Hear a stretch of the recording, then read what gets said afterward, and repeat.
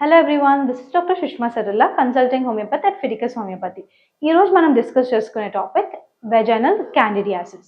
So vaginal candidiasis గురించి మనం ఈరోజు ఎందుకు డిస్కస్ చేసుకుంటున్నాము అని అంటే, ఫస్ట్ గ్లోబల్గా అంటే వరల్డ్ వైడ్గా తీసుకుంటే 50% ఉమెన్ ఈ డిసీజ్ తోటి ఒక్కసారైనా లైఫ్లో సఫర్ అయి ఉంటారు. సెకండ్ థింగ్, చాలా మందికి వెజైనల్ క్యాండిడియాసిస్ అనే డయాగ్నోసిస్ అంటే పేరు తెలియదు కానీ ఇది ఖచ్చితంగా చాలా మంది సఫర్ అయి ఉంటారు. అండ్ సెకండ్ థింగ్ ఏంటి అని అంటే, బికాస్ ఆఫ్ ఇట్స్ ఇరిటేషన్, అంటే ఈ వెజైనల్ క్యాండిడియాసిస్ లో వచ్చిన వైట్ డిశ్చార్జ్ ప్రాబ్లం చాలా మందికి ఉంటుంది. అండ్ ఆల్సో ఇరిటేషన్, ఇచ్చింగ్ ఇలాంటి సిమ్టమ్స్ ఉండడం వల్ల ఈ డే టు డే లైఫ్ లో కూడా చాలా ఇబ్బంది అనిపిస్తుంది. సో అందుకనే ఒక్కసారి వెజైనల్ క్యాండిడియాసిస్ అంటే ఏంటి, వీటి సిమ్టమ్స్ ఏంటి, ఎందుకు వస్తాయి అనేది క్లియర్ గా తెలుసుకుందాం. So what is vaginal candidiasis? Vaginal candidiasis or vulvo vaginal candidiasis అని కూడా అనొచ్చు.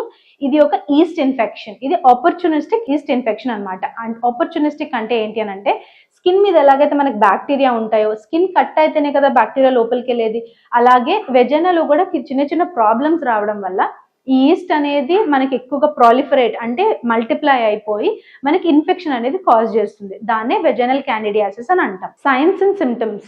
ఈ signs and symptoms of vaginal candidiasis ఏంటి అని అంటే, మెయిన్ గా పిక్టోరియల్ రిప్రజెంటేషన్ లో చూద్దాము. ప్రైమరీ థింగ్ ఏంటి అని అంటే, వైట్ డిశ్చార్జ్ ఉండడం, దాని గురించి తర్వాత మాట్లాడుకుందాము.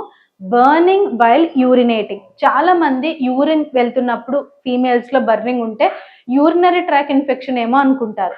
సియూఈ చేయించుకుంటారు, అంటే కంప్లీట్ యూరిన్ ఎగ్జామినేషన్ చేయించుకుంటారు. దాంట్లో ఏమి ఇన్ఫెక్షన్ ఉన్నట్టు, పల్సల్స్ కానీ ఏవి ఇంక్రీజ్ అయినట్టు ఉండవు. సో అయినా కూడా బర్నింగ్ ఉంటుంది అని అంటే డ్రై అయిపోయిందేమో అని అనుకుంటాం. బట్ చాలా మందికి వెజైనల్ డిశ్చార్జ్ అంటే వైట్ డిశ్చార్జ్ ఉంటూ ఒకవేళ యూరినరీ ట్రాక్ లో కనుక బర్నింగ్ ఉంటే వెజైనల్ క్యాండిడియాసిస్ వల్ల అయి ఉండొచ్చు.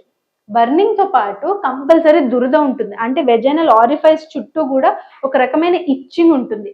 సివియర్ బర్నింగ్ ఉంటుంది చాలా మందికి. అండ్ ఇంటర్ కోర్స్ చేసిన తర్వాత చేస్తున్నప్పుడు కూడా పెయిన్ అసోసియేట్ అయి ఉండడం, లేదంటే సివియర్ గా బర్నింగ్ ఉండడం, సివియర్ గా ఇచ్చింగ్ ఉండడం. ఇంటర్ కోర్స్ అయిపోయిన ఒక 24 hours వరకు కూడా, అంటే 2 నుంచి 24 hours వరకు కూడా చాలా మందికి బర్నింగ్, ఇచ్చింగ్, పెయిన్ అనేది ఉంటుంది. ఇలాంటి సిమ్టమ్స్ ఏమైనా ఉంటే కూడా వెజైనల్ క్యాండిడియాసిస్ సిమ్టమ్స్ అయి ఉండొచ్చు. దాంతో పాటు ఫీమేల్ రిప్రొడక్టివ్ సిస్టమ్ లోని అవుటర్ పార్ట్ అంటే వల్వల్ పార్ట్ లో కూడా రెడ్ గా అయిపోవడము, దురద ఉండడము, వాచిపోవడము, స్వెల్లింగ్ ఉండడం, ఇలాంటివన్నీ కూడా దీంట్లో కామన్ సిమ్టమ్స్ అన్నమాట. Coming to the white discharge part. ఈ పిక్చర్ లో కనుక మీకు చూసినట్టయితే వైట్ డిశ్చార్జ్ కనిపిస్తుంది కదా, ఇలాంటి వైట్ డిశ్చార్జ్ వెజైనల్ ఎపిథీలియం ని అతుక్కుని ఉంటుంది అనమాట. సో ఈ వైట్ డిశ్చార్జ్ అవుతూ ఉంటుంది. అండ్ మీరు కనుక చూస్తే మీ ఇన్నర్ వేర్ లో కానీ దేంట్లో అయినా పన్నీర్ని చిన్న చిన్న ముక్కల కింద చేసి ఒక జెల్ లైక్ సబ్స్టెన్స్ లో పెడితే ఎలా ఉంటుంది అలా కనిపిస్తుంది. కొంతమందికి కర్డ్ లాగా తోడు పెట్టిన పెరుగు ఎట్లాగా ఇట్లా పల్చగా ఉండి కొంచెం థిక్ పార్ట్స్ ఉంటాయో అలా సేమ్ అదే అపియరెన్స్ ఉంటుంది అనమాట. ఇలాంటి వైట్ డిశ్చార్జ్ ఉండి మీకు దురద, బర్నింగ్ ఇలాంటివి ఏమైనా ఉంటే ఖచ్చితంగా డాక్టర్ కన్సల్టేషన్ తీసుకోవాలి. Now let's get into the investigations part. మీరు కనుక ఈ వెజైనల్ క్యాండిడియాసిస్ సిమ్టమ్స్ తో కానీ సఫర్ అవుతూ ఉంటే ఏమేమి టెస్ట్ చేయించుకోవాలి? వన్స్ మీరు ఈ సిమ్టమ్స్ సఫర్ అవుతుంటే డాక్టర్ కన్సల్టేషన్ కంపల్సరీగా తీసుకోండి. తీసుకున్న తర్వాత ఒకసారి ఫిజికల్ ఎగ్జామినేషన్ చేస్తారు. ఫిజికల్ ఎగ్జామినేషన్ అంటే బయట ఉల్వల్ రీజన్ ఎలా ఉంది, ఏంటి, సిమ్టమెటాలజీ ఎలా ఉంది, దాన్ని బట్టి ఇన్వెస్టిగేషన్స్ అనేది చెప్పడం జరుగుతుంది. ఫస్ట్ ఇన్వెస్టిగేషన్ వచ్చేసి వెట్ మౌంట్ ఇన్వెస్టిగేషన్. యూజువల్ గా వెట్ మౌంట్ కన్నా కల్చర్ తొందరగా చేపిస్తారు. సో వెట్ మౌంట్ లో ఏంటంటే వెజైనల్ డిశ్చార్జ్ ని తీసుకొని మైక్రోస్కోప్ లో చూడడం జరుగుతుంది, ఎలా ఉంది, ఏంటి, ఏం స్పీషీస్ అని. ఇంకా క్లారిటీగా తెలుసుకోవాలంటే కల్చర్ కానీ పీసీఆర్ కానీ అంటే పాలిమరేస్ చైన్ రియాక్షన్ కానీ చేయించడం వల్ల ఏ స్పీషీస్ కరెక్ట్ గా కానిడా ఆల్బికెన్స్ అయినా లేదంటే ఇంకేదైనా స్పీషీస్ వల్ల ఈ సిమ్టమెటాలజీ అనేది అరైజ్ అయింది అనేది క్లారిటీగా తెలుస్తుంది అనమాట. దాంతో పాటు వెజైనల్ pH టెస్టింగ్ కూడా చేపిస్తారు. సో వెజైనల్ pH టెస్టింగ్ లో pH ఏమైనా ఆల్టర్ అయిందా, ఆల్కలైన్ అయిందా, లేదు అని అంటే ఎసిడిక్ ఉండాల్సింది కాస్త 2 ఎసిడిక్ అయిందా లేకపోతే 2 ఆల్కలైన్ అయిందా అనేది కూడా మనం క్లారిటీగా తెలుసుకోవడం వల్ల ఏ బ్యాక్టీరియల్ స్పీషీస్ ఏ pH లెవెల్లో ఎక్కువగా పెరుగుతాయి అనేది కూడా ఎస్టిమేట్ వేయించుకోవచ్చు. దాంతో పాటు కల్చర్ కానీ పీసీఆర్ కానీ చేయించడం వల్ల కరెక్ట్ గా స్ట్రెయిన్ కూడా గుర్తుపట్టే ఛాన్స్ ఎక్కువగా ఉంటుంది.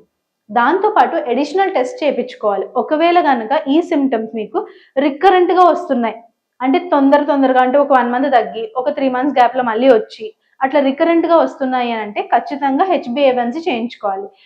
HbA1c ఎందుకు చేయించుకోవాలి అని అంటే, డయాబెటీస్ సఫర్ అవుతున్న వాళ్ళు అంటే డయాగ్నోజ్డ్ డయాబెటీస్ పేషెంట్స్ కానీ తెలియకుండా డయాబెటీస్ సిమ్టమ్స్ ఉన్నా కూడా ఇగ్నోర్ చేసుకున్నా, లేదంటే మనకి తెలియకుండా కూడా ఒకవేళ గ్లూకోజ్ ఎక్కువ లెవెల్ పెరుగుతుంది బాడీలో అని అనుకుంటే మాత్రం HbA1c చేయించడం వల్ల మనకి డయాబెటీస్ ఉందా, మనం ప్రీ డయాబెటిక్ స్టేజ్లో ఏమైనా ఉన్నామా, డయాబెటిక్ స్టేజ్లో ఏమైనా ఉన్నామా అనే క్లారిటీ వస్తుంది.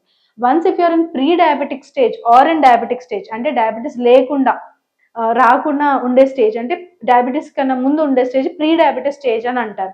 ఇలాంటి ప్రీ డయాబెటిక్ స్టేజ్లో కూడా చాలా మందికి వెజనల్ క్యాండిడియాసిస్ కానీ మిగతా ఇన్ఫెక్షన్స్ కానీ తొందరగా ఎఫెక్ట్ అవుతూ ఉంటాయి. ఎందుకంటే హార్మోనల్ డిస్రప్షన్ వల్ల ప్రీ డయాబెటిక్ స్టేజ్లో కూడా చాలా మంది వెళ్తూ ఉంటారు స్ట్రెస్ వల్ల.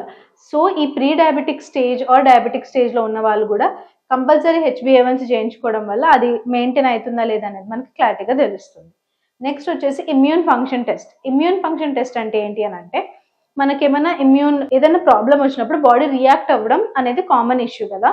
రియాక్ట్ అవ్వకుండా ఉంటూ, లేదు అంటే లో ఇమ్యూనిటీ ఉంటూ, ఫైట్ చేసే కెపాసిటీ లేనప్పుడు ఇమ్యూన్ ఫంక్షన్ టెస్ట్ చేయించడం వల్ల అసలు ఇమ్యూనిటీ పవర్ ఎంతవరకు ఉంది, ఎలాంటి రియాక్షన్స్ అవుతున్నాయి, ఏమైనా ఎలర్జిక్ రియాక్షన్స్ అయ్యాయా, ఇమ్యూనోగ్లోబులిన్స్ ఏమైనా ఎక్కువ రైజ్ అయిపోతున్నాయా, ఎలర్జిక్ రియాక్షన్స్ వల్ల మనకు ఆ రెడ్నెస్ ఏమైనా వస్తుందా అనేది కూడా క్లారిటీగా తెలుస్తుంది అనమాట.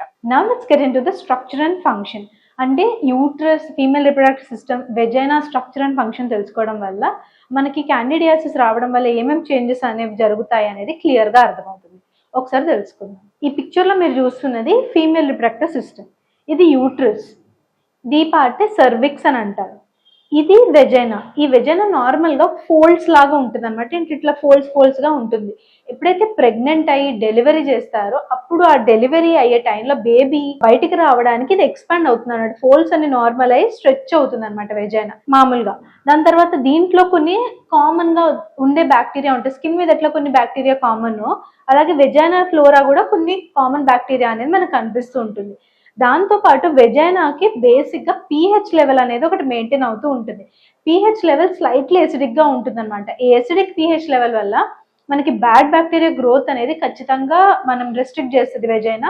దాంతోపాటు ఈస్ట్ గ్రోత్, అంటే ఈ ఫంగస్ గ్రోత్ ని కూడా అది రెస్ట్రిక్ట్ చేస్తూ ఉంటుంది. ఈ pH లెవెల్లో చేంజెస్ రావడం వల్లనే మనకి ఏదైతే వెజనల్ క్యాండిడియాసిస్ ఉందో అది వచ్చేయడానికి ఛాన్సెస్ ఎక్కువగా ఉంటాయి అన్నమాట. Now let's get into the risk factors. ఏమేం రిస్క్ ఫ్యాక్టర్స్ ఉంటే వెజనల్ క్యాండిడియాసిస్ వచ్చే ఛాన్స్ ఎక్కువగా ఉంటుంది, ఆర్ వెజనల్ ఈస్ట్ వచ్చే ఛాన్స్ ఎక్కువగా ఉంటుంది. First one is hormonal changes. Hormonal చేంజెస్లో ఏంటి అని అంటే, మన బాడీలో ఎస్పెషలీ ఫీమేల్ రిప్రొడక్టివ్ సిస్టమ్ ప్రతి హార్మోన్, అంటే ఫీమేల్ హార్మోన్స్ అన్నిటికీ రియాక్ట్ అవుతూ ఉంటుంది. ఎపిథీలియల్ సెల్స్ అనేవి, అంటే ఎండోమెట్రియల్ లేయర్ థిక్నెస్ పెరగడం, తగ్గడం, మెన్స్ట్రుయేషన్ రావడం, ఇవన్నీ కూడా హార్మోనల్ చేంజెస్లో ఒక పార్టే. బట్ ఈ హార్మోనల్ చేంజెస్ వల్ల మనకి వెజైనల్ pH కూడా డిఫరెన్సెస్ అవుతూ ఉంటాయి.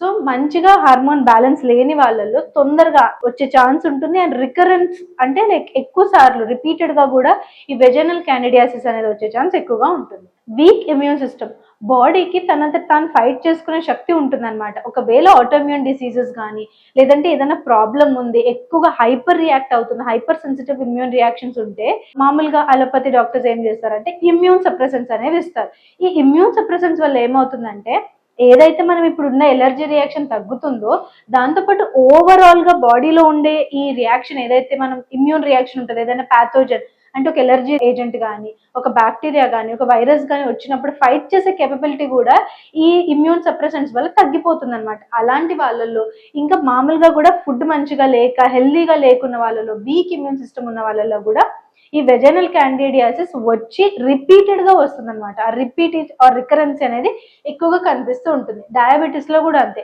బ్లడ్ షుగర్ ఎక్కువ ఉన్న వాళ్ళలో రిపీటెడ్ గా బ్యాక్టీరియల్ గ్రోత్ కానీ, ఈస్ట్ గ్రోత్ కానీ చూస్తాం. అది వెజైనానే కాదు, ఎక్కడ పుండు పడినా కూడా తొందరగా హీలింగ్ అనేది కనిపించదు అనమాట డయాబెటీస్ లో.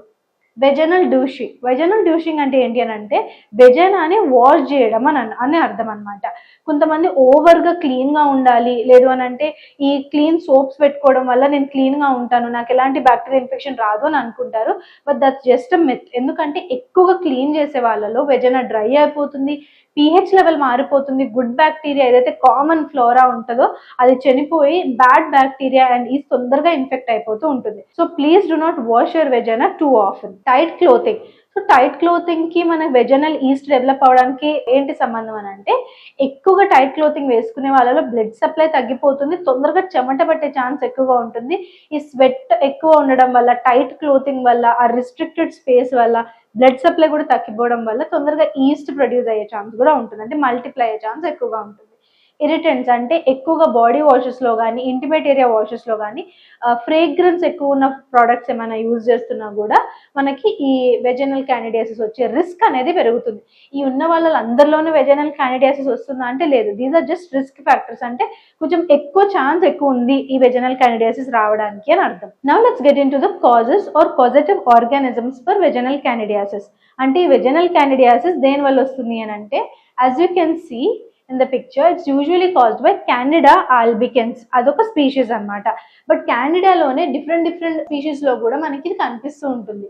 లైక్ గ్లాబ్రాటా కానీ, లేదంటే క్రూసే కానీ, ట్రాపికాలిస్ కానీ, ఇవన్నీ కూడా కాజ్ చేస్తాయి. బట్ ఇవన్నీ ప్రివిలెన్స్ రేట్ చూసుకుంటే అంటే ఎక్కువగా వచ్చే రేట్ మనకి క్యాండిడా ఆల్బికన్స్ లోనే కనిపిస్తూ ఉంటుంది. Now let's get into the body changes part. అంటే ఈ క్యాండిడా ఆల్బికన్స్ ఇన్ఫెక్ట్ అవ్వాలి ఆర్ లేకపోతే ఈ ఈస్ట్ ఇన్ఫెక్ట్ అవ్వాలి, ఎక్కువగా ప్రొడ్యూస్ అవ్వాలి, బాడీలో సిమ్టమ్స్ రావాలి అని అంటే బాడీలో ఏమేమి చేంజెస్ రావాలి. ఫస్ట్ అండ్ ఫార్మోస్ట్ ఈ కాజెటివ్ ఆర్గానిజమ్స్ ఏవైతే ఉన్నాయో, ఈ కాజెటివ్ ఆర్గానిజమ్స్ ఎక్కువగా డెవలప్ అవ్వాలి అంటే నార్మల్ ఫ్లోరా డిస్రప్ట్ అవ్వాలి. అంటే హార్మోనల్ ఇంబ్యాలెన్స్ వల్ల కానీ, ఎక్కువగా వెజనాన్ని వాష్ చేయడం వల్ల కానీ, మంచిగా ఫుడ్ లేకుండా ఉండడం కానీ, వీక్ ఇమ్యూన్ సిస్టమ్ కానీ, డయాబెటీస్ కానీ, ఎక్కువగా యాంటీబయాటిక్స్ వాడే వాళ్ళలో కూడా ఇది కనిపిస్తుంటుంది. ఎందుకంటే ఎక్కువ యాంటీబయాటిక్స్ వాడడం వల్ల గట్లో ఉన్న గుడ్ బ్యాక్టీరియా, వెజైనా దగ్గర ఉన్న నార్మల్ ఫ్లోరా ఇవన్నీ కూడా డిస్ట్రాయ్ అయిపోతాయి అనమాట. బాడీకి నార్మల్గా ఉండేవి డిస్ట్రాయ్ అయిపోతాయి. దానివల్ల బ్యాడ్ బ్యాక్టీరియా తొందరగా పెరుగుతూ ఉంటుంది. సో నార్మల్ ఫ్లోరా అంటే నార్మల్గా ఉండేవి డిస్ట్రాయ్ అయిపోయి అప్పుడు ఈ ఫంగస్ ఏదైతే ఉందో ఇది స్పోర్స్ లాగా ఉంటుంది అనమాట. ఈ స్పోర్స్ ఏమవుతాయి అంటే చేంజ్ అవుతాయి. దాన్నే ఫంగల్ మార్ఫాలజీ అని అంటారు, మార్ఫాలజికల్ చేంజెస్ అని అంటారు. సో స్పోర్ లా ఉండేది ఫిలమెంట్ లాగా, హైఫే లాగా, అంటే ఒక తీగ లాగా చేంజ్ అయ్యి ఈ వెజనాకి ఎడహెషన్ అంటే ఈ వెజన లోపల ఎపిథీలియల్ లోపలికి అతుక్కుంటుంది అనమాట. అతుక్కుని అక్కడి నుంచి ప్రాలిఫరేట్ అంటే మల్టిప్లై అవ్వడం స్టార్ట్ అవుతుంది.